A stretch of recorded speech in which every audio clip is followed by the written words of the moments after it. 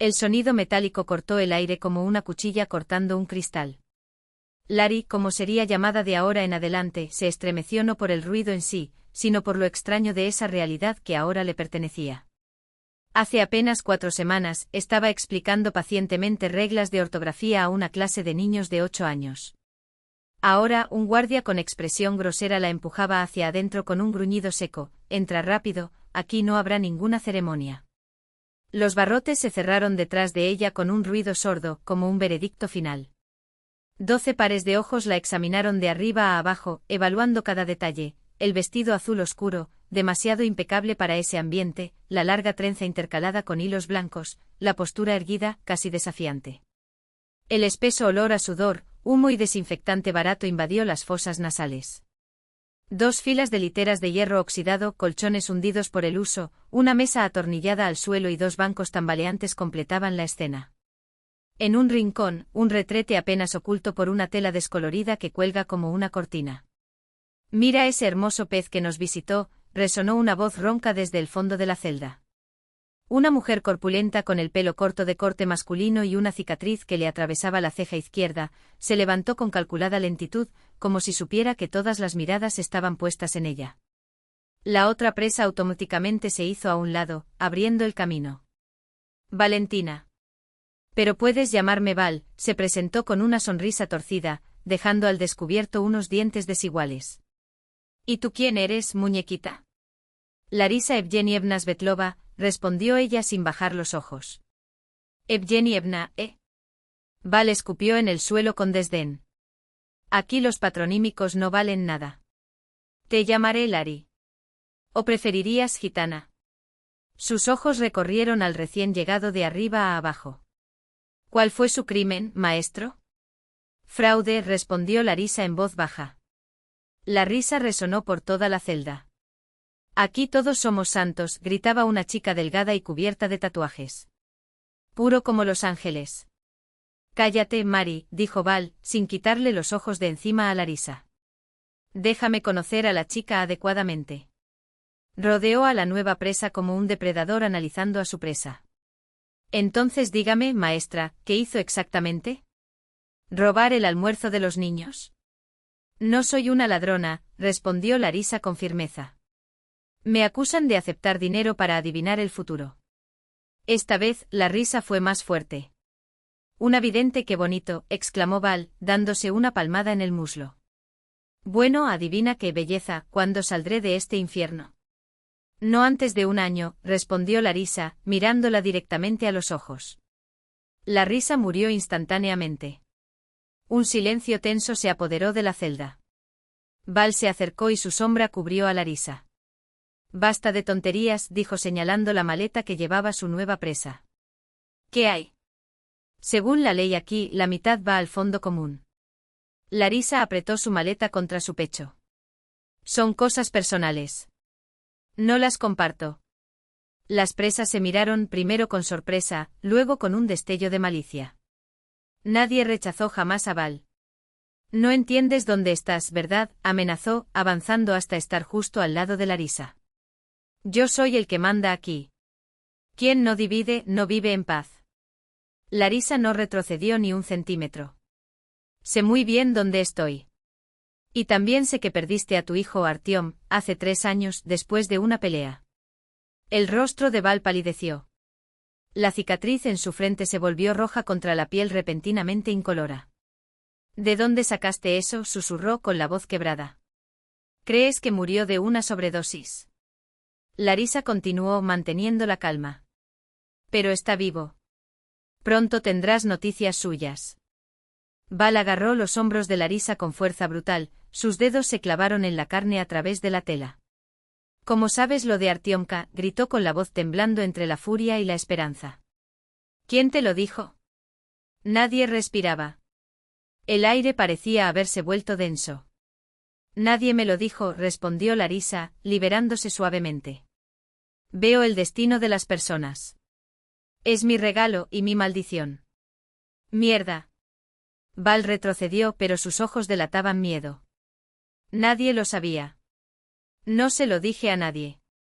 «Trabaja en un taller de reparación de automóviles», añadió Larisa. Es un chico bueno y limpio. Te está buscando. Una lágrima recorrió el rostro de Val, formando un claro surco en su piel áspera. Lo secó violentamente, miró a sus compañeros de celda, que observaban en un silencio supersticioso, y gritó: ¿Qué estás mirando? Aquí no habrá espectáculo. Las mujeres rápidamente apartaron la mirada, pero el miedo aún brillaba en sus ojos. Alguien hizo la señal de la cruz en secreto. Lo siento si te asusté, dijo Larisa, tocando ligeramente el brazo de Val. A veces veo cosas que duelen en la gente. Si estás mintiendo. Comenzó Val, pero su voz se apagó. ¿Por qué mentiría? Larisa respondió con un ligero movimiento de cabeza. Acabo de ver. El chirrido de la cerradura anunció la distribución de la cena. Una mano apareció en la pequeña ventana con una bandeja. Oye, novata Svetlova. Tu cama es la de arriba, cerca de la ventana, ordenó Val, alejándose. Instalarse. Dudó por un momento. Y sobre mi hijo, si es verdad, estaré en deuda contigo. Larisa asintió y se dirigió a la litera indicada. Mientras levantaba la maleta para colocarla sobre el colchón superior, una voz tímida sonó a su lado: déjame ayudarte. Era una niña con los ojos muy abiertos. Soy Nastia. Gracias, Nastia, sonrió Larisa, entregándole su equipaje. Esa sonrisa contenía algo que le hacía creer que, tal vez, todo podría mejorar. Nastia le devolvió una sonrisa vacilante. Fuera de los bares se ponía el sol de octubre. Los gritos de los guardias y los ladridos de los perros resonaron desde algún lugar arriba. Pasos resonaron en el pasillo. Larisa se sentó en el borde de la cama y cerró los ojos. Empieza una nueva vida, pensó. Caras nuevas, secretos nuevos. En un rincón de la celda, Val observaba en secreto al recién llegado. Algo viejo y casi olvidado se agitó en su pecho como la esperanza. Artiom está vivo, repitió mentalmente entre el asombro y el miedo. Una paloma se posó en la reja de la ventana, miró dentro y voló de regreso a la libertad. El despacho del coronel Dobrovolsky era un reflejo de aquel hombre, impersonal, meticuloso, sin lugar a las emociones. Todo en el lugar correcto, la bandera nacional en un rincón, el retrato presidencial en la pared, una caja fuerte resistente al lado de la ventana. Lo único que faltaban eran fotografías personales sobre la mesa. Ninguno. Germán Petrovich estaba revisando informes cuando llamaron a la puerta. Adelante, dijo sin levantar la vista. La capitana Maya Alexandrovna Bielik entró con un maletín bajo el brazo. Su impecable uniforme resaltaba su porte militar, cabello corto y falta de maquillaje, siguiendo al pie de la letra el reglamento. Solo la mirada reveló que, para ella, ese hombre era más que simplemente su superior. Permiso para informar, coronel, dijo en tono formal. Continúe, capitán. Germán finalmente levantó la vista. Por orden suya, he reunido información sobre la nueva reclusa, Svetlova. ¿Hay detalles? ¿Qué tipo de detalles?, preguntó, irritado por la vaguedad. No le gustaba andarse con rodeos. En solo 3 días en la celda, ella. Maya vaciló buscando las palabras adecuadas, ejerce una influencia inusual sobre los demás prisioneros, especialmente sobre Makarchuk, Valentina. Una de las cejas de Germán se alzó. ¿Alguien fue amenazado? Al contrario, respondió Maya, abriendo la carpeta. Aquí está el informe de la guardia Kovalyova. Según ella, Svetlova reveló a Makarchuk información personal que no se pudo obtener por medios convencionales. Después de eso, la dinámica en la celda cambió completamente. Sea más específico, dijo Germán. Maya tragó. Svetlova dijo a Makarchuk que su hijo, dado por muerto, está vivo. Incluso mencionó su nombre, Artiom. Esta información no aparece en ningún registro oficial. Germán se reclinó en su silla y tamborileó con los dedos sobre la mesa. Tal vez escuchó chismes de presas mayores. Imposible, respondió Maya. Apenas había llegado. Menos de 1 hora en la celda. Maya vaciló como si hubiera más que decir. Hay algo más, admitió finalmente con un tono de desgana en su voz. Los reclusos la llaman bruja. Dicen que ve destinos. Germán emitió un sonido entre un gruñido y una risa seca. En otras palabras, un acertijo. No es de extrañar que la arrestaran por charlatanería. Cerró la carpeta con un golpe seco. Él está bien. Tráela aquí. Veamos qué tipo de persona es esta. Algo parecido a un destello de ansiedad cruzó el rostro de Maya. Ahora, capitán. La voz de Germán se endureció. ¿Hay algún problema? Ninguna, camarada coronel, respondió ella saludando con precisión militar antes de partir. Germán se reclinó en su silla y cerró los ojos. Le palpitaba la cabeza, pesada después de una noche de insomnio. 5 años. Nunca admitiría, ni siquiera ante sí mismo, que había fijado la fecha. Pero cada año a la misma hora, lo atacaba el insomnio, trayendo consigo recuerdos y aquel maldito pensamiento, si no hubiera dicho todo eso esa mañana. Se levantó de repente como si pudiera deshacerse de los recuerdos. Trabajo, coronel. Hora de trabajar. 15 minutos más tarde, la llevaron hasta él. Baja, pero con una postura que la hacía parecer más alta que todos los presentes en la sala. El cabello oscuro trenzado en una corona austera, realzaba unos ojos castaños claros, directos, intrépidos, pero también sin miedo. Detenida Laria Evgenievna Svetlova, según lo ordenado, camarada coronel, anunció poniéndose firme. Siéntete libre, dijo Germán asintiendo con la cabeza. Espere afuera. Cuando la puerta se cerró, señaló la silla frente a la mesa. Siéntese, ciudadana Svetlova. Se sentó en el borde del asiento con las manos apoyadas en las rodillas con la compostura de alguien que pasó años frente a un salón de clases. ¿Realmente enseñaba? Cruzó por la mente de Germán al abrir el expediente. Laria Evgenievna Svetlova, nacida en 1962.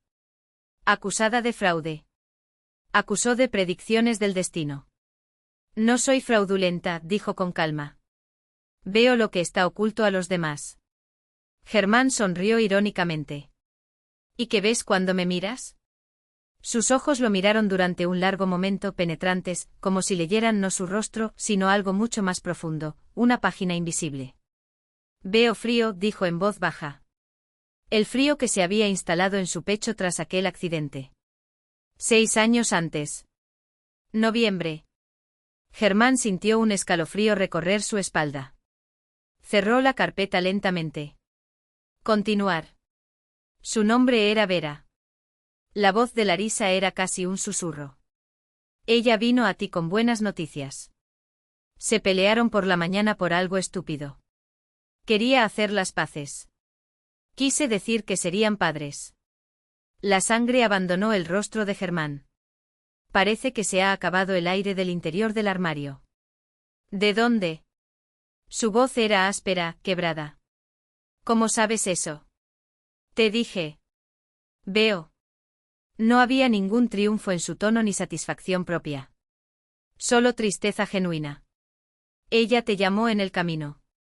No respondí. Estaba en una reunión. Solo escuchó el mensaje por la noche cuando ya era tarde. Germán se puso de pie de un salto. La sangre latía en las sienes. Afuera, Maya miraba tensa a través del cristal esmerilado de la puerta. Nunca había visto así al jefe. Su mano instintivamente se deslizó hacia su funda. Caminó hacia la ventana. Entre los barrotes se extendía el patio de la prisión, gris y desolado. Como tu vida durante los últimos 6 años. Si investigaste mi vida, empezó sin volverse, solo mi esposa y los médicos sabían de ese accidente. No investigué nada, interrumpió Larisa suavemente. ¿Para qué? ¿Para decirte lo que ya sabes, lo que te carcome cada día? Ella se levantó y dio unos pasos hacia él. Germán sintió su presencia detrás de él, no amenazadora, pero sí extrañamente reconfortante. ¿Crees que si no se hubieran peleado esa mañana, ella no se habría ido con tanta prisa? Que no hubiera, su voz era baja, pero cada palabra caía como un martillo, te culpas todos los días, todas las noches. Se volvió bruscamente. Estaban a medio paso de distancia el uno del otro. ¿Qué deseas? Siseó. ¿Qué juego es este? Nada de juegos. Sacudió la cabeza. Ya es hora de decirle, recuperarás un hijo. No el que perdiste, sino el que el destino te enviará. Y eso derretirá el hielo. No había mentira en sus ojos. Eso era lo que más le aterrorizaba. Eres libre, dijo con voz ronca. Vuelve a la celda. Larisa asintió y se dirigió hacia la puerta. En el umbral se volvió. Coronel. Vera ya lo perdonó. Ha llegado el momento de perdonarte a ti mismo. La puerta se cerró.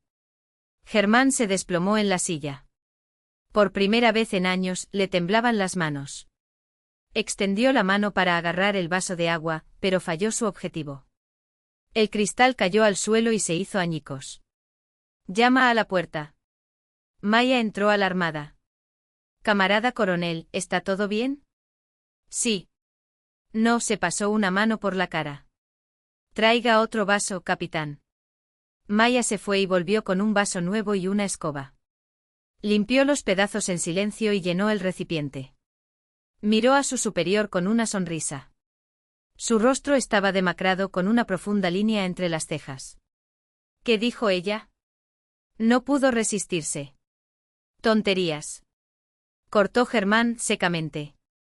Trucos charlatanes. Pero su voz sonaba insegura. Pregunta por su expediente escolar. Dudó tratando de recordar el número de la escuela del distrito de Lenin.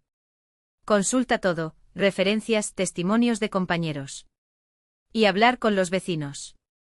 Así se hará, asintió Maya. Se demoró en la puerta. Camarada coronel. Quizás debería tomarse el día libre. No. Germán cogió con firmeza una carpeta de archivos. Trabajamos, capitán. Trabajamos. Cuando Maya se fue, abrió el cajón del escritorio. Debajo de un montón de papeles, una fotografía, Vera, riendo con la cabeza echada hacia atrás, el viento alborotando su cabello claro. Último retrato. Nunca me perdonarías, pensó. ¿Por qué entonces quiero creerle tanto? Se oyeron pasos en el pasillo, se llevaban a Larisa de vuelta. Germán cerró el cajón con un movimiento brusco y se enderezó. Uniforme. Regulación. Deber. Era todo lo que le quedaba. Pero la armadura que había forjado alrededor de su corazón en los últimos años acababa de resquebrajarse por primera vez. Lo que realmente lo atormentaba no eran las normas ni las órdenes de arriba, sino la duda que ahora lo carcomía desde adentro. ¿Y la profecía? ¿Y el hijo? Larisa señaló una caja de archivos en un rincón de la habitación, cubierta por una fina capa de polvo. Todavía tengo este baúl por terminar hoy. ¿Puedo completar el trabajo? Por supuesto, respondió Germán, vacilante. Si necesitas ayuda, yo te ayudaré, añadió con una suave sonrisa que pareció desarmarlo. Él asintió y se fue, dejándola sola en la sombra de los documentos. Larisa vio su silueta desaparecer por la puerta antes de volverse hacia la caja. Algo intangible empezaba a cambiar en ese hombre. Como si el hielo del que ella había hablado se estuviera derritiendo, de manera lenta, casi imperceptible incluso para él. Con cuidado acercó el archivo y abrió la primera carpeta. Una nube de polvo se elevó en el aire y la hizo estornudar. Caso número 347. Asesinato de la ciudadana Estefanida Grigorievna Vorontsova. Sus dedos se movieron hasta que los nudillos se blanquearon. Dentro de ella, algo se rompió como una cuerda estirada hasta el límite. Vorontsova. La abuela. Tu verdadero apellido.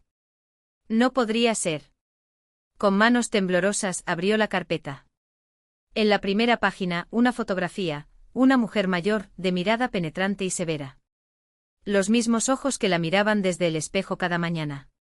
Fecha de muerte, 17 de agosto de 1978. Estefanida Grigorievna Vorontsova, 68 años, gitana, encontrada muerta en su casa, calle Zarechnaya, 17. Las líneas se desdibujaron ante sus ojos. Causa de muerte, múltiples puñaladas. No hay señales de robo. Sospechosos no identificados. Larisa pasó las páginas y el pasado volvió a armarse como un rompecabezas. De la abuela apenas se acordaba, solo fragmentos de historias contadas por su madre. Tu abuela Estiecha tenía un don, vio lo que otros no podían ver. Y ella pagó por ello.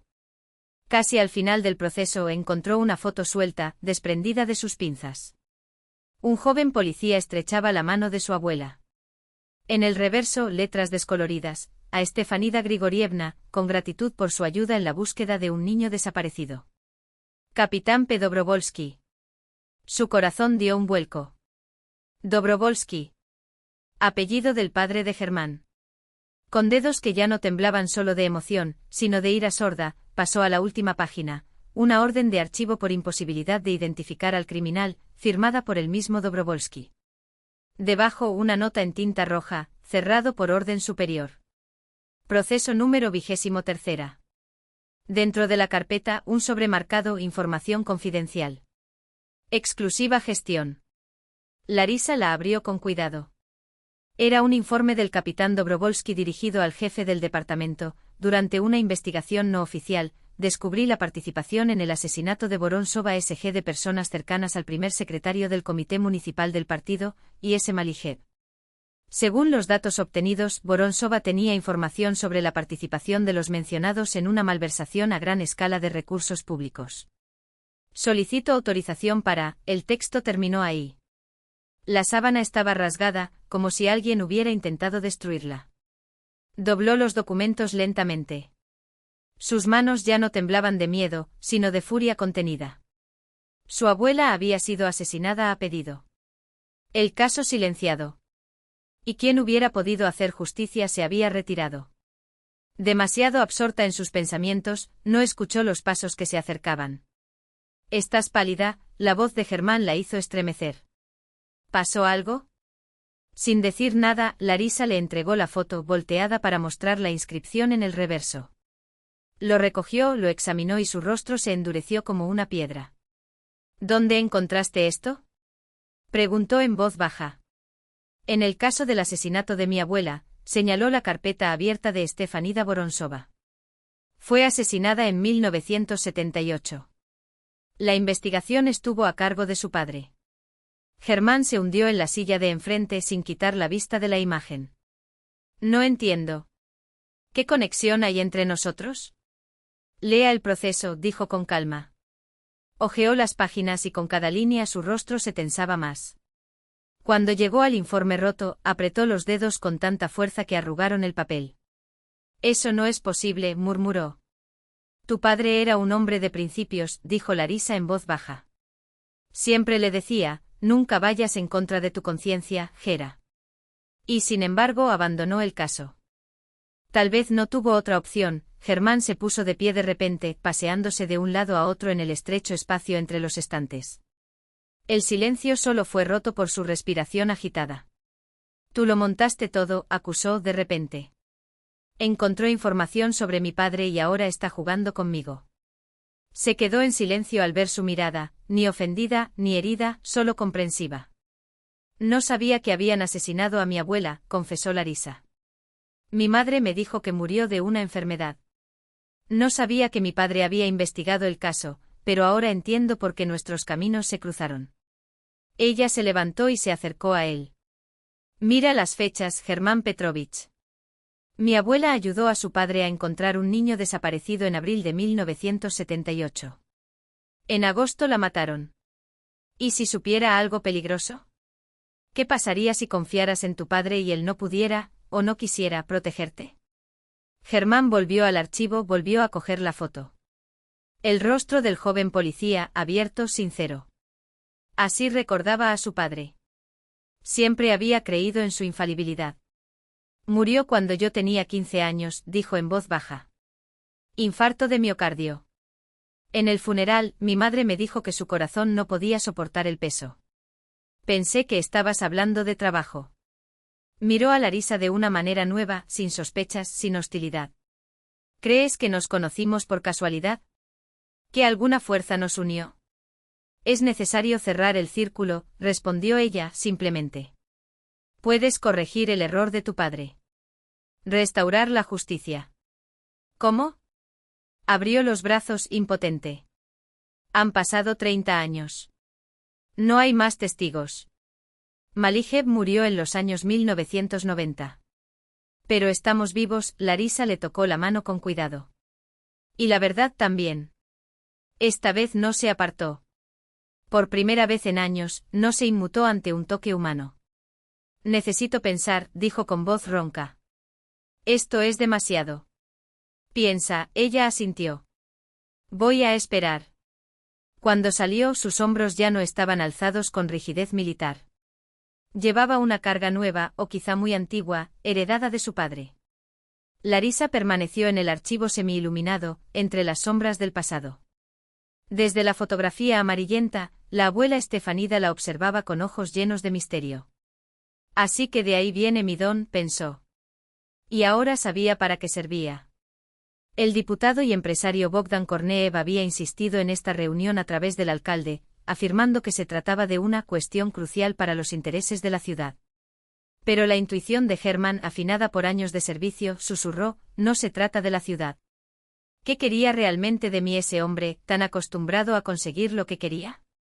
Korneev se reclinó en su sillón de cuero y sorbió su brandy como si saboreara una victoria anticipada. Siempre directo sin andarse con rodeos, cualidad que, según él, valoraba en los demás. Bajó la voz transformando su tono en una espada afilada. Tengo una propuesta para usted, Hermann Petrovich. Uno que los beneficiaría a ambos. El camarero sirvió bocadillos en silencio, desapareciendo como una sombra. Korneev esperó hasta que la puerta se cerró, sellándolos en la intimidad del poder. Hay un prisionero en tu aislamiento que despierta especial interés. Sus dedos jugaron con el vaso. Larisa Svetlova. El acertijo. Hermann sintió que sus músculos se tensaban. Larisa. El nombre resonó como una advertencia. ¿Qué le pasa?, preguntó forzando su voz a sonar indiferente. Ella se interpone en el camino. Korneev cortó un trozo de queso con precisión quirúrgica. Difunde rumores que empañan la reputación de personas respetables en esta ciudad. Su actividad perjudica nuestros intereses comunes. ¿Nuestros intereses? Hermann levantó una ceja. Del municipio, por supuesto. Korneev sonrió como si le explicara lo obvio a un niño. Imagínese cómo atraer inversores cuando hay rumores de corrupción. Aunque sean infundadas, el daño ya está hecho. El clima empresarial exige estabilidad. Los ojos de Hermann se fijaron en los del interlocutor. Korneev le sostuvo la mirada, un maestro en el arte de mentir sin pestañear. Un duelo silencioso donde cada respiración pesaba mucho. ¿A qué se refiere, Bogdan Semyonovich? Sería conveniente que esta señora esperara juicio en otro centro de detención. Muy lejos de aquí. Se encogió de hombros. Hasta que comience el proceso pasarán meses. ¿Quién sabe, años? ¿Y qué gano con esto? Hermann fue directo. La conveniencia no es moneda. Korneev se rió, esta vez con mesurada sinceridad. Finalmente el lenguaje que entendió, negociación sin sentimentalismos. Tú no. Sacudió la cabeza. Pero su subordinado, Tichenko, podría beneficiarse enormemente de nuestra colaboración. Hermann ya lo sabía. Ya lo sentí. La trampa estaba tendida. Su hija. La pequeña Ania. La sonrisa de Korneev fue una confirmación. El olor a antiséptico del hospital infantil era un puñetazo en el estómago después del lujo asfixiante del restaurante. Las paredes desconchadas, el zumbido de los electrodomésticos, el aroma metálico de las medicinas, otro universo. Tichenko estaba inclinado sobre la cama de su hija, con sus gruesos dedos alrededor de la pequeña mano de Ania como si pudiera, con solo tocarla, sostener la vida que se le estaba escapando. La niña durmió. Rostro esquelético, labios pálidos, cabello rubio extendido sobre la almohada como hilos de seda descolorida. 14 años, la edad de los primeros amores, de los sueños, de las risas que deberían resonar en los pasillos de la escuela. En cambio, un diagnóstico cruel, una rara enfermedad genética que la devora desde dentro. Oleg, llamó Hermann de pie en la puerta. Tichenko se volvió lentamente. Ojos inyectados en sangre, barba incipiente, un tic nervioso en el párpado izquierdo. Se puso de pie con esfuerzo, sus piernas temblaban de cansancio. Hermann Petrovich, su voz era un rastro de arena. ¿Qué estás haciendo aquí? Me enteré del diagnóstico. Hermann le indicó a Ania con un gesto. ¿Cómo está ella? Estable. La palabra sonó como una mentira piadosa. Los médicos dicen, se le quebró la voz. Dicen que hay una posibilidad. Una operación en Alemania. ¿Cuánto falta? Hermann bajó el tono. 120.000 euros. Timchenko se rió amargamente. Vendí el auto. Hipotequé el apartamento. Svetlana trabaja en 3 hospitales. Aún así, se pasó la mano por el rostro, gesto de quien se está ahogando. Faltan 50.000. ¿Dónde? Hermann observó las manos del hombre, demasiado grandes para contener tanta desesperación. ¿Y si aparecieran los 120.000? Aventuró. ¿Qué dicen los médicos sobre las posibilidades? Los ojos de Timchenko ardían, febriles. 80%. Su voz tembló. Ella viviría, Hermann. Yo viviría. De repente se quedó en silencio, estudiando el rostro de su jefe. ¿Por qué preguntas eso? El tono era una mezcla de miedo y esperanza. ¿Hay alguna manera? Hermann miró hacia otro lado. La respuesta fue un peso en su garganta. Tal vez. Pero no aquí. En la oficina de Hermann, la luz de la mesa creaba islas de sombras en las paredes. Timchenko estaba sentado frente a él, con los nudillos blancos de tanto estar agarrado a los brazos del sillón. Korneev. Repitió incrédulo cuando Hermann terminó de explicar. Ofrece el dinero para el tratamiento de Ania. A cambio, Hermann tamborileó con los dedos sobre la mesa, rítmicamente. Simplemente transfiera a Svetlova a otra prisión. Mucho desde aquí. Nada más. Timchenko frunció el ceño con recelo. ¿Solo eso? ¿Una mera transferencia administrativa? Exactamente. Confirmó Hermann. Tengo la autoridad para hacerlo. Sin fraude, sin documentos falsos. Solo burocracia. ¿Y por qué quiere eso? Timchenko se humedeció los labios secos. ¿Qué tiene de peligrosa ella? Dice que difunde rumores perjudiciales para la imagen de la ciudad. Hermann se encogió de hombros. Pero creo que es más que eso. Ella sabe algo. Algo que amenaza su negocio. Quizás vinculado al fraude en la compra de gas. Timchenko asintió lentamente y sus pensamientos giraron como engranajes oxidados. ¿Cuándo necesitas la respuesta? Nos vemos mañana. Hermann se volvió hacia la ventana. Afuera las luces de la ciudad parpadeaban con indiferencia. Aún no lo he decidido, murmuró. ¿No lo has decidido? La voz de Timchenko rebosaba incredulidad. Hermann, ¿de qué se trata esto? No es un soborno. Es una donación oficial. Sin crímenes. Solo una transferencia. ¿Y Svetlova? Preguntó Hermann en voz baja. ¿Qué le podría pasar a ella? Timchenko lo desestimó con un gesto. Otra prisión, otra ciudad. Quizás incluso sería mejor alejarse de Korneev. Se inclinó hacia adelante, su voz ronca por la súplica. Esta es la oportunidad de salvar a Ania. Ella no tiene la culpa de nada. Solo necesitamos transferir a Svetlova. Nadie pierde. Hermann permaneció en silencio, observando los reflejos de las luces en el cristal. Recordó los ojos de Larisa. De palabras sobre opciones. Sobre redimir errores del pasado. De lazos que los unían, invisibles como hilos de una red. Dame más tiempo, dijo finalmente la voz áspera. Esta es una decisión seria. Por supuesto. Timchenko asintió, pero la decepción se reflejaba en cada línea de su rostro. Pero no te demores, Hermann. El tiempo de Ania se está acabando. La respuesta no llegó. Hermann permaneció inmóvil en el centro del gabinete, erguido como una cuerda tensa. Los dedos que antes tamborileaban nerviosamente sobre la mesa, ahora descansaban inertes a lo largo del cuerpo. Lo he decidido, dijo lentamente, su voz cortando el silencio como una espada. No puedo aceptar su propuesta, Bogdan Semyonovich. La sonrisa de Korneev desapareció de su rostro como una máscara mal pegada. Sus cejas se alzaron con incredulidad, como si la negativa fuera un insulto personal no solo a él, sino a la lógica misma de esos muros. ¿Rechazo?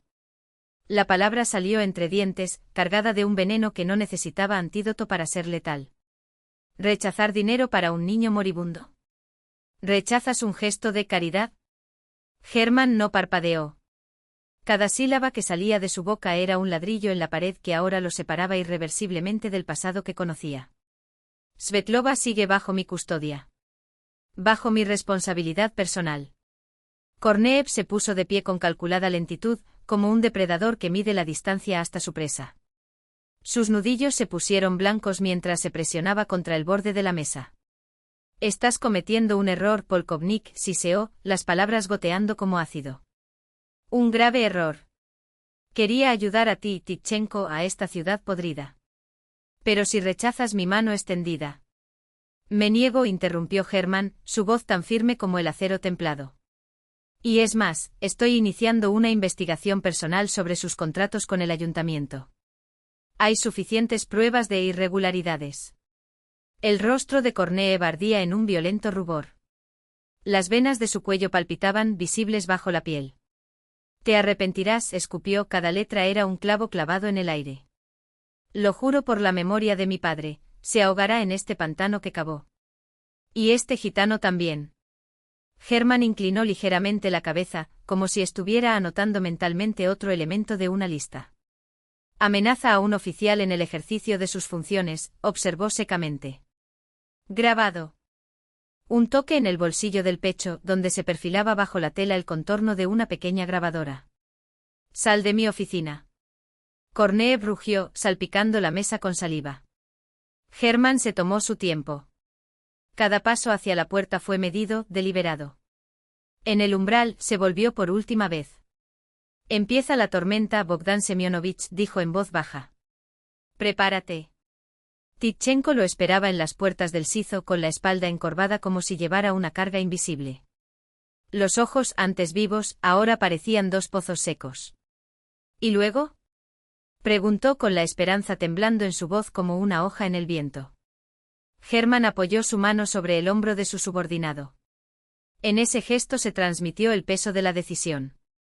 Me negué, Oleg. Pido perdón. ¿Por qué? La desesperación de Tichenko era un cuchillo sin mango, cortaba a quien lo sostenía. ¿Por qué, Hermann? Para una gitana. Por justicia, respondió simplemente. Un silencio. El viento arrastraba hojas secas por el patio, arrastrándolas como si fueran culpas inconfesadas. ¿Y Ania? A Timchenko se le quebró la voz.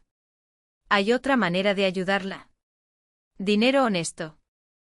Hermann apretó el hombro de su amigo, sus dedos firmes como una promesa. Lo encontraremos. Confía en mí. Tichenko volvió la cara y se secó con el dorso de la mano algo que no quería que vieran. Tiempo, Hermann. Ella no tiene tiempo. Confía en mí, repitió. En los archivos de Sizo, Larisa hojeó documentos amarillentos, trazando líneas entre nombres y fechas con los dedos como si descifrara un mapa de cicatrices. Cada artículo era un hilo, cada hilo una conexión entre el ayer y el hoy. Lo sabía, la tormenta ya había comenzado. Y se había tomado la decisión, la correcta. En la celda número 7 de mujeres reinaba un silencio inusual. Valentina Makarchuk sostenía un fino sobre entre sus manos callosas y las cartas bailaban ante sus ojos borrosos. Hola mami, leyó en voz baja, con la garganta apretada. Soy yo, Artyom. Estoy vivo. Trabajo como mecánico en Moscú. Hace 2 años que te busco, desde que regresé del ejército. Te encontré a través de conocidos. Me equivoqué entonces. Perdóname. Quiero verte. El papel tembló. Las lágrimas cayeron antes de que pudiera detenerlas. ¿Qué pasó, Valía? Preguntó Nastia, la joven interna que la había ayudado el primer día, con voz suave como un bálsamo. Valentina le entregó la carta sin decir palabra y con los labios temblorosos. Él está vivo, susurró finalmente como si el sonido pudiera romper el hechizo. Mi niño está vivo. Un murmullo recorrió la celda. Todos recordaban aquella noche en que la chica nueva, la profesora de ojos claros, había predicho, tendrás noticias de tu hijo. Y he aquí se cumplió. ¿Dónde está ella? Valentina miró a su alrededor, desesperada. ¿Dónde está Larisa? Se la llevaron por la mañana, respondió Nastia encogiéndose de hombros. Dicen por el aislamiento. Llegó una comisión de la fiscalía. ¿Qué comisión? Valentina frunció el ceño, sus manos protegiendo el papel como si fuera su propio hijo. Alguien de arriba dio la orden, explicó Nastia, en voz baja. Maruska escuchó al guardián decir que era un pez gordo de la ciudad. Valentina dobló la carta con cuidado, manteniéndola cerca de su corazón. Artiomka murmuró, y ese nombre contenía 2 décadas de anhelo, culpa y redención. El despacho de Germán Petrovich parecía una fortaleza sitiada. Las persianas cerradas. Sobre la mesa montones de documentos se amontonaban como trincheras de papel. En las paredes diagramas con flechas rojas vinculaban nombres con fechas, tejiendo una red de corrupción. En un rincón, la trituradora retumbó suavemente, devorando pruebas que ya no eran necesarias.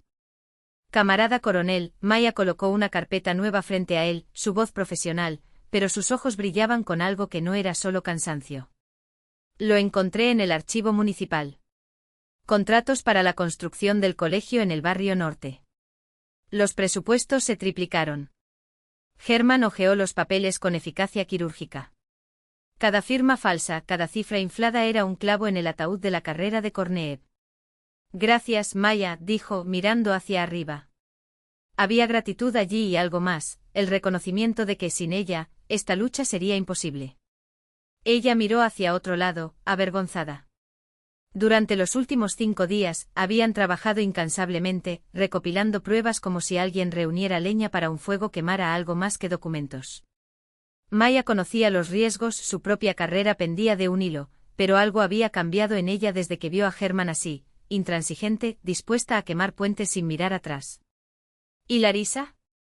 Preguntó guardando los papeles en la caja fuerte. Resiste, respondió Maya, saliendo ahora el nombre sin la sombra que tenía antes. Pero Antipop sigue órdenes. Si no actuamos rápidamente. La puerta se abrió violentamente. Tichenko irrumpió con el pelo despeinado y la camisa arrugada como si hubiera dormido con ella puesta. Germán. Jadeó. La comisión exige el procesamiento de Svetlova. Quieren trasladarla hoy a la prisión regional. No lo lograrán, respondió Germán cerrando la caja fuerte con un clic seco. Maya, llama a los periodistas. Todos los que conoces. Conferencia en 2 horas. Oleg se volvió hacia Tichenko, reúne al equipo en el auditorio. Y vaciló, luego añadió, trae a Ania del hospital. Creo que ella querrá estar allí. ¿Ania? Tichenko parpadeó aturdido. ¿Para qué? Ya lo verás, dijo Germán enigmáticamente. Confía en mí. Germán anotó algo en un cuaderno de tapa dura, con letra firme y precisa. Luego levantó los ojos y los fijó en Ania, sentada en su silla de ruedas. La muchacha le devolvió la mirada con una mezcla de gratitud y silenciosa admiración. Fue por esta chica, empezó Germán, sacando un sobre amarillento del bolsillo interior de su chaqueta, que Korneev intentó hacerme traicionar mis principios. Lo abrió con cuidado, revelando un cheque bancario. Pero hay otra manera. Le entregó el papel a Tichenko, cuyos ojos se abrieron de par en par por la sorpresa. 120.000 euros.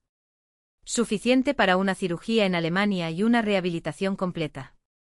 El dinero lo recaudaron los guardias de nuestro centro de detención, la policía de la ciudad, gente común, su voz adquirió un tono más profundo. Sin condiciones, sin intereses. Simplemente porque todavía hay personas que saben tener compasión. Tichenko tragó y le temblaban las manos mientras sostenía el cheque. ¿Cómo? Fue todo lo que logró balbucear. Germán hizo una sonrisa irónica. 6 años de ahorro. Viví como un asceta, Oleg. No había dónde gastarlo. Hizo una pausa. El resto son donaciones. La gente todavía hace el bien sin esperar nada a cambio. La esposa de Tichenko se cubrió la cara con las manos y sus hombros temblaban con sollozos ahogados. Ania, inmóvil, observaba a Germán con una expresión que valía más que las palabras. Regresó al centro de la habitación, desabotonándose el uniforme con gestos lentos, casi ceremoniales. Los ojos de todos siguieron cada movimiento. Ahora haré lo que mi padre no tuvo el valor de hacer. Con cuidado se quitó las insignias de coronel y las colocó sobre la mesa, como si fueran una carga que finalmente pudiera soltar. Yo, Germán Petrovich Dobrovolsky, declaro mi dimisión de mi cargo. Su voz resonó en el pesado silencio.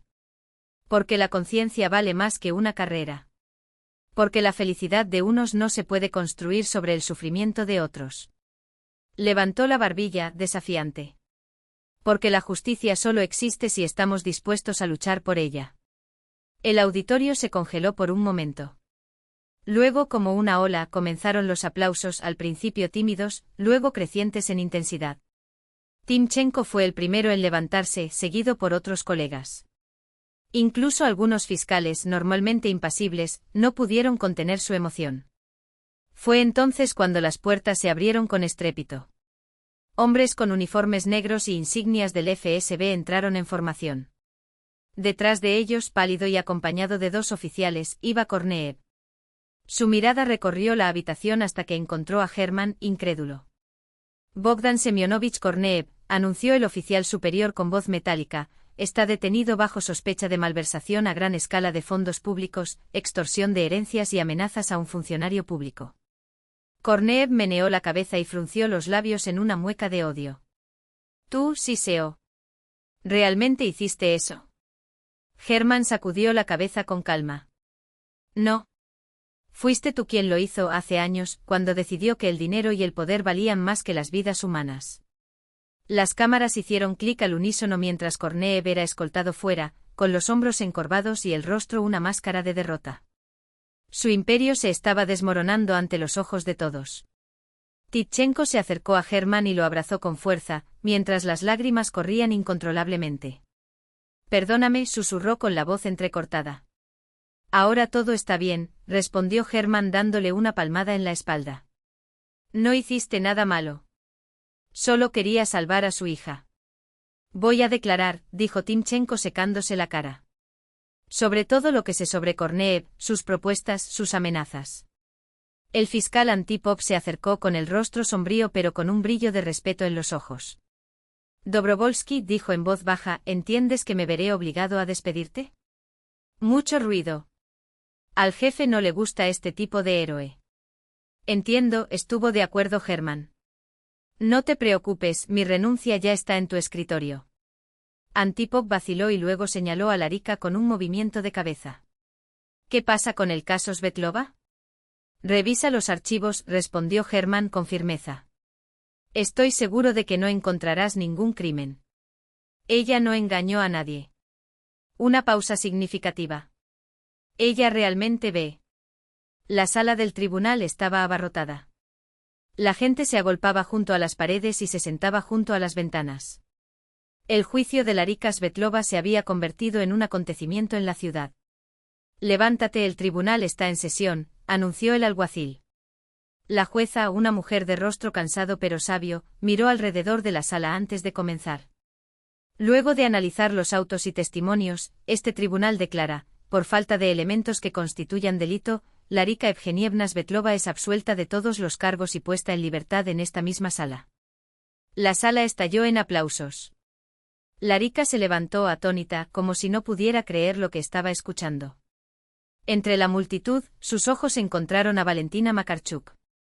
Estaba al lado de un chico alto con rasgos que le recordaban su propia juventud. Artyom. Finalmente había encontrado a su madre. Valentina movió sus labios en un silencioso gracias, captando la mirada de Larika. A la salida del foro, Germán esperaba, ahora sin uniforme, vestido con un sencillo traje de civil. Parecía más joven, más ligero. Felicitaciones, dijo secamente.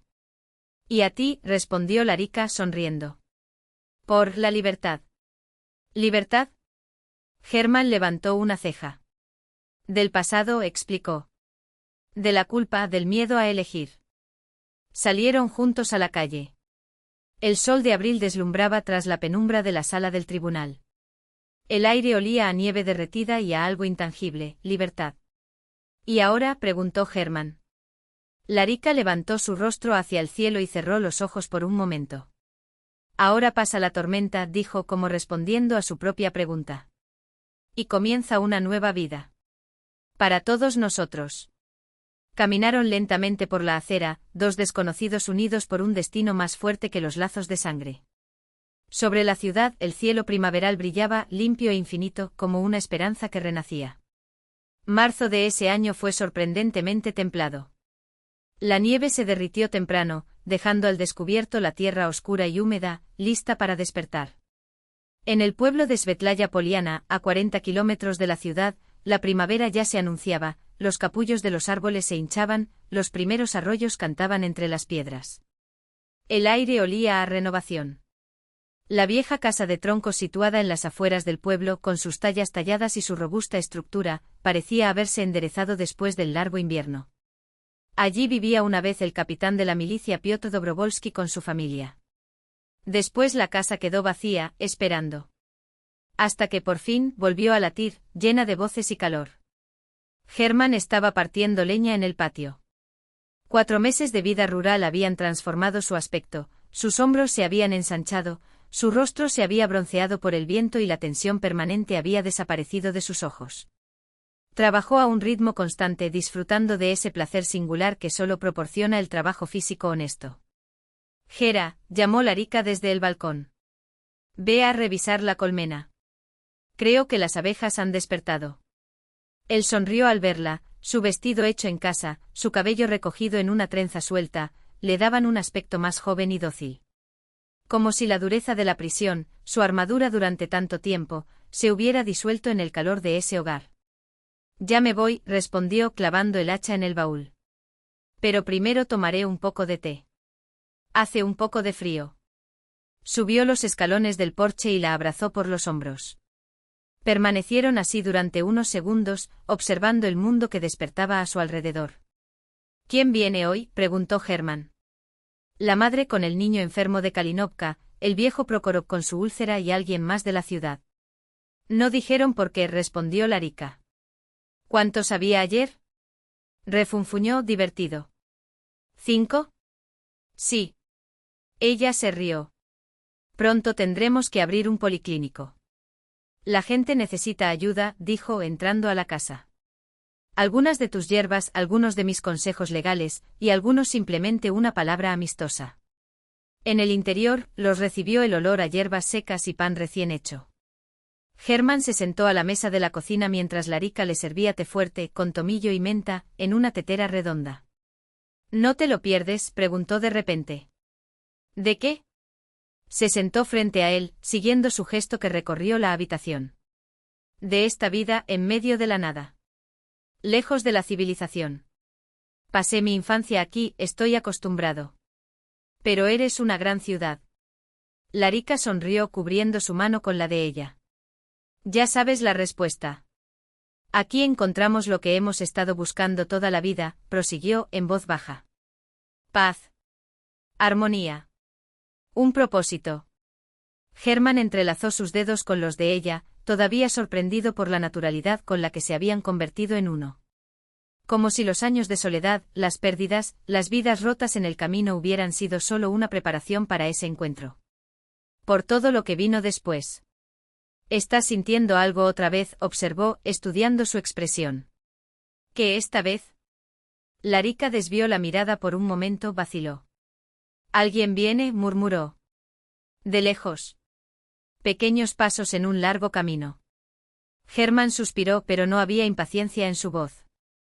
Tus acertijos otra vez, dijo, aunque una sonrisa se dibujaba en sus labios. Un banco de madera desgastado por el tiempo. La niña vaciló un momento como evaluando si podía confiar en esta mujer de ojos tranquilos y manos callosas por el trabajo. Katia, respondió finalmente con una voz que parecía venir de mucho más atrás que sus 8 años. Katia Morozova.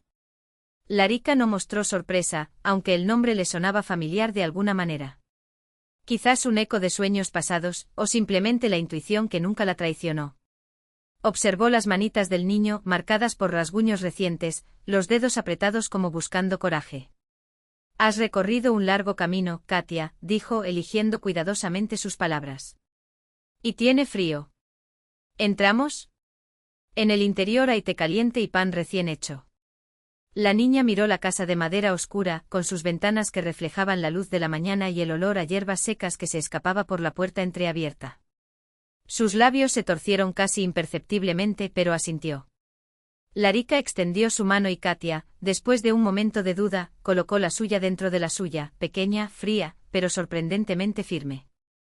Mientras subían por el camino de tierra, Larika notó lo ligeros que eran los pasos de la niña, casi silenciosos, como si hubiera aprendido a caminar sin hacer ruido.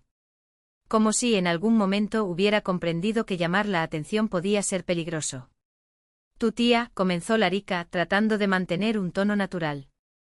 «Dijo exactamente que viniera aquí. ¿A esta casa?» Katia negó con la cabeza y un mechón de cabello claro se pegó a su rostro sucio. Habló del hombre alto con la cicatriz en la mano y de la mujer que sabe oír el viento. Sus ojos azules se encontraron con los de Larika, demasiado serios para una niña. «Y la colmena al final del camino, donde las abejas no pican a los que no tienen miedo». Larika se detuvo tan bruscamente que Katia chocó contra ella. El corazón latía más rápido, como si algo antiguo y familiar hubiera despertado. Se miró las manos, la fina marca plateada que le atravesaba la palma izquierda, un recuerdo de un cuchillo oxidado y de una noche que preferiría no recordar. «Herman tiene una cicatriz en la mano», murmuró, más para sí misma que para la chica. «Y las abejas, realmente no le pican». Katia se limitó a esperar, paciente, como si ya supiera que sus palabras habían encontrado el lugar indicado. Dentro de la casa, el olor a romero y miel los envolvió tan pronto como cruzaron la puerta. Herman no estaba allí, aún debería estar en la colmena, pero el fuego crepitaba en la chimenea y la tetera humeaba sobre la gruesa mesa de madera. Larika le sirvió una taza a Katia, observando cómo la niña sostenía el objeto caliente con ambas manos, como si pudiera darle algo más que calor. «¿Te escapaste, no?», preguntó suavemente sentándose frente a ella. Katia tomó un sorbo, dejando que el líquido le quemara ligeramente la garganta antes de responder. «No me escapé». Su mirada se dirigió a la ventana, donde el sol de la mañana pintaba rayas doradas en el suelo. «Lo seguí. Como ordenó la tía».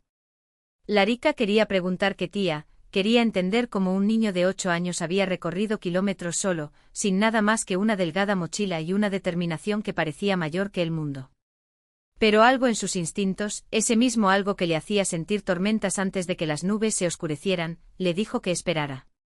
Dejar que la historia se desarrolle a su debido tiempo. Afuera, el viento mecía las ramas del manzano junto a la ventana y un pétalo solitario caía sobre el alféizar como un cartel. Larika lo tomó entre sus dedos observando su fragilidad. «Quédate aquí», dijo finalmente levantándose. «Voy a buscar a Herman. Él necesita conocerla». Katia no preguntó por qué. Él simplemente asintió como si ya supiera que en esa casa, algunas cosas no necesitaban explicación. Larika pasó los dedos por la etiqueta desgastada del vestido de la niña. «Katia», leyó en voz baja, como probando el sonido del nombre. «Katia Morozova». La siguiente pregunta fue tajante, pero con una delicadeza que solo podría tener alguien que ha cargado con el peso de muchas historias. «¿Eres del orfanato?». Katia no bajó la vista. Él simplemente lo confirmó con un ligero movimiento de su cabeza, mientras sus dedos jugaban con el dobladillo de su gastado abrigo. La suciedad de su rostro, un rastro del largo viaje, contrastaba con la determinación de sus ojos. «No quiero volver allí», dijo, y su voz, aunque baja, no tembló. «Ese lugar no es mío». Larika sintió que se le hundía el corazón. No era la primera vez que escuchaba esas palabras, pero algo en la forma en que Katia las decía, con calma, como quien declara una verdad indiscutible, la hizo estremecer.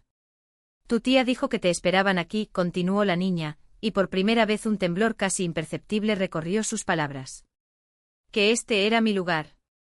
Larika no preguntó qué tía. No cuestionó cómo un niño de 10 años había recorrido más de 30 kilómetros a pie, durmiendo en un pajar a lo largo del camino. En cambio, extendió la mano y sus dedos temblaban ligeramente. «Venir. Necesitas calentarte. Comer. Luego hablamos de todo». Katia no dudó. Su pequeña y fría mano presionó la de Larika como si siempre hubiera pertenecido allí. Cuando Herman regresó de la colmena, la casa estaba tan silenciosa que parecía hacer eco. Sobre la mesa de la cocina, una nota escrita apresuradamente: «Estamos en la habitación de los niños. No hagas ningún ruido». Él frunció el ceño. «Habitación infantil. ¿Qué broma fue esa?». «No tuvieron hijos». No más. Subió las escaleras con cuidado, cada escalón crujía bajo su peso como una advertencia. La puerta de la pequeña habitación, que una vez había sido la habitación de su propio hijo, estaba entreabierta. Hermann la empujó lentamente y lo que vio lo dejó inmóvil. Sobre la vieja cama, cubierta por el edredón de retales que su madre había cosido décadas atrás, dormía un niño. Cabello claro extendido sobre la almohada, rostro relajado en una sonrisa que solo aparece en los sueños más dulces. En la puerta de al lado, sentada en el sillón de mimbre, Larika observaba a la niña con una expresión que Hermann no lograba descifrar. ¿Lo que está sucediendo? Susurró con la voz ronca por la sorpresa. Larika se levantó sin prisa, salió al pasillo y cerró la puerta tras ella. Su rostro, iluminado por la luz amarilla de la lámpara, parecía más pálido de lo habitual. Ella vino a nosotros, dijo simplemente. Solo. A pie desde la ciudad. ¿De la ciudad? Repitió Hermann atónito. Son más de 30 kilómetros. 2 días de viaje, confirmó Larika, como si hablara del tiempo. Dormía sobre fardos de heno al costado del camino. Su nombre es Katia. Es del orfanato. Se escapó. Hermann sintió que se le helaba la sangre. Su primera reacción fue pragmática, casi automática. Necesitamos notificar a las autoridades. Definitivamente la están buscando. Ya llamé, respondió Larika tranquilamente. Mañana enviarán a alguien.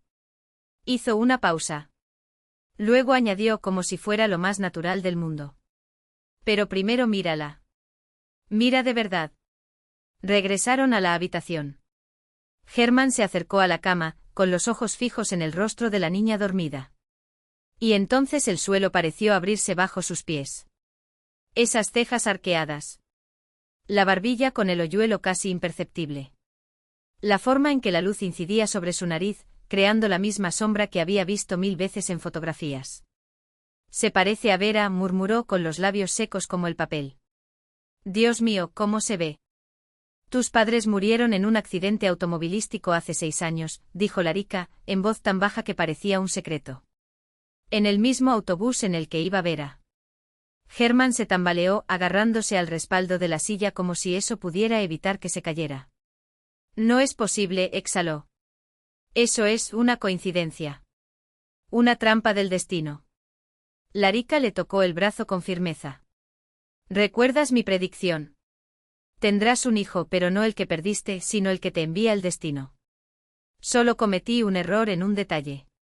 Sonrió casi imperceptiblemente. Era una hija. Hermann se hundió en el sillón, sin poder quitar los ojos de Katia. Su corazón latía tan fuerte que le dolía. Entonces recordó el sueño que había tenido unas semanas antes, Vera en la cima de la colina, sonriendo, señalando algo más allá del horizonte. En ese momento no lo entendí. Ahora, la comprensión lo golpeó como una ola. Dijo que la envió una tía, continuó Larika. ¿Quién soñó con esta casa? Describiste cada detalle, Hermann. Cada. En ese momento Katia se movió, abrió los ojos, claros, azules como el cielo de verano sobre los campos de trigo. Miró alrededor de la habitación hasta que encontró a Hermann. Ella sonrió tímidamente. Hola, dijo con la voz todavía ronca por el sueño. Eres el tío amable. Hermann sintió que su corazón latía más rápido. Esa voz, esa sonrisa. Era como si el tiempo se hubiera doblado sobre sí mismo, trayendo de vuelta un eco del pasado. Se acercó lentamente, sus dedos temblorosos buscaron apoyo en la silla al lado de la cama. ¿Tú te acuerdas de mí? Preguntó con un nudo en la garganta. Katia asintió y sus dedos jugaron con el borde de la manta. Recuerdo las historias que me contaste. El olor a pan caliente en la cocina de la casa amarilla. Y desde el cerro, su mirada se perdió por un momento como si estuviera reviviendo algo lejano. Me enseñaste a no tenerle miedo al viento. Larika observó la escena en silencio con las manos cruzadas sobre el pecho, como si temiera que cualquier movimiento rompiera ese frágil momento. Hermann sintió que le ardían los ojos. No eran lágrimas de tristeza, sino de algo más profundo, un reconocimiento que superaba la lógica. ¿Cómo es eso posible? Murmuró, más para sí mismo que para ellos. Katia extendió su mano, pequeña y pálida, y tocó la de él. La piel era cálida, real. A veces, tío, las cosas que más importan no necesitan explicación. Simplemente lo son. Afuera, el viento sacudía las hojas de los árboles, como susurrando secretos antiguos. Hermann miró por la ventana y por primera vez en años, sintió que el mundo tenía sentido. No había respuestas fáciles ni soluciones mágicas. Pero allí, en esa casa que no debería existir, entre una mujer que no debería recordar y un niño que no debería estar vivo, encontró algo que había perdido hacía mucho tiempo. La certeza de que algunas historias, por improbables que parezcan, están destinadas a ser vividas.